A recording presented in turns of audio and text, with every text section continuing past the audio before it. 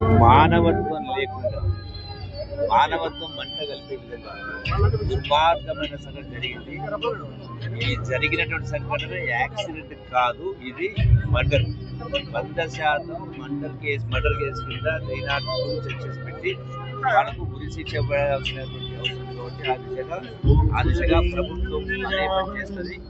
తెలంగాణ రాష్ట్ర ప్రభుత్వం కూడా ఆ కుటుంబాన్ని ప్రియాంక కుటుంబాన్ని అన్ని రకాల ఆదుకునే విధంగా గౌరవ ముఖ్యమంత్రి గారితో మాట్లాడడం జరిగింది. ఈ యొక్క కార్యక్రమాలు పూర్తయిన తర్వాత ఆ కుటుంబాన్ని పిలిచి తప్పకుండా ఆ కుటుంబానికి న్యాయం చేసిన తగ్గతో స్వయంగా మళ్ళీ నేను కూడా కుటుంబాన్ని వచ్చి కలిసి ఆ కుటుంబాన్ని పరామర్శ కార్యక్రమం చేయడం జరుగుతుంది. బాధ్యులపై కఠిన చర్యలు తీసుకునేలా ప్రభుత్వం ఒత్తిడి పెంచారు. 100% వాళ్లకు ఉరి శిక్ష పడే విధంగా ఎందుకంటే స్పష్టంగా కనపడతా ఉంది కాబట్టి ఉరి శిక్ష పడే విధంగా చర్యలు తీసుకుంటుంది. ఆ రాష్ట్ర ప్రభుత్వం కూడా ఆంధ్రప్రదేశ్ ప్రభుత్వం కూడా ఆ దిశగానే అడుగులు వేస్తూ ఉంది.